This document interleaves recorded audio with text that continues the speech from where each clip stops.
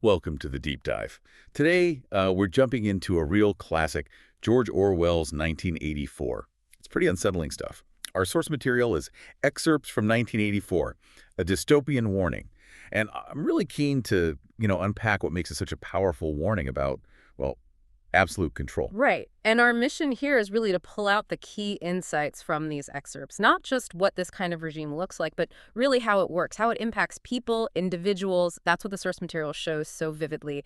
We want to get those nuggets about power. Okay, so let's set the scene. 1984 gives us this incredibly bleak picture of Oceania, totalitarian society. You got Yeah. Big Brother, the party, and they have this just unbelievable grip on power. It's not just controlling actions. It goes way deeper thoughts, history, the very idea of what's true. Yeah, and what the excerpts really drive home is just how far that control reaches. It's not just cameras everywhere, though there's that too.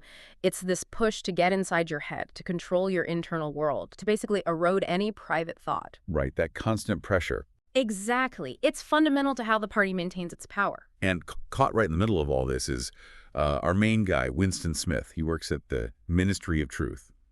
Talk about irony. Right, yeah. His job, rewriting history, literally deleting things, changing records so the past always, always matches whatever the party is saying now. Which brings us straight to that core idea from the source.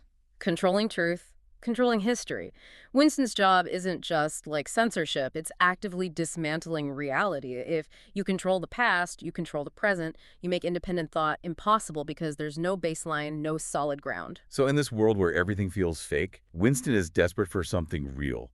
He starts this forbidden affair with Julia. She's another rebel in her own way. And the relationship, it becomes this little pocket of resistance, trying to find truth, connection, maybe even freedom from the party. It's their shared hope. But, well, the excerpts are pretty clear this isn't a story with a happy ending. Hope is dangerous in Oceania. They are eventually caught. The thought police get them. Betrayed, yes. And then subjected to just horrific torture. Physical, yes, but also deeply emotional, psychological.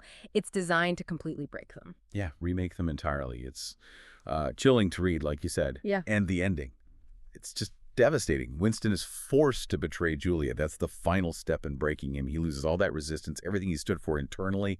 He's re-educated, basically brainwashed, until he fully accepts the party. The final line, him loving Big Brother.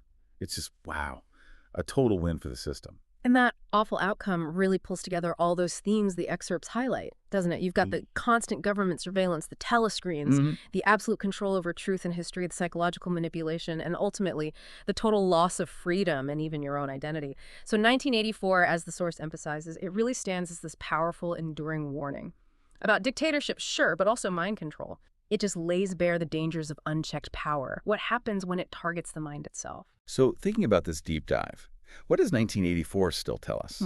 Its relevance seems, undeniable, right? As a warning about how easily power, if unchecked, can wear away not just our freedom, but truth itself, our sense of who we are. It definitely makes you think. It does. And maybe a final thought, something for you, the listener, to mull over drawing from this. Winston's final acceptance, his look for Big Brother. Wow. What does that really suggest about our capacity, human capacity to resist when faced with that kind of absolute psychological pressure? And maybe more importantly, what might that mean for us today? How vigilant do we need to be to protect our own minds, our own grasp on reality?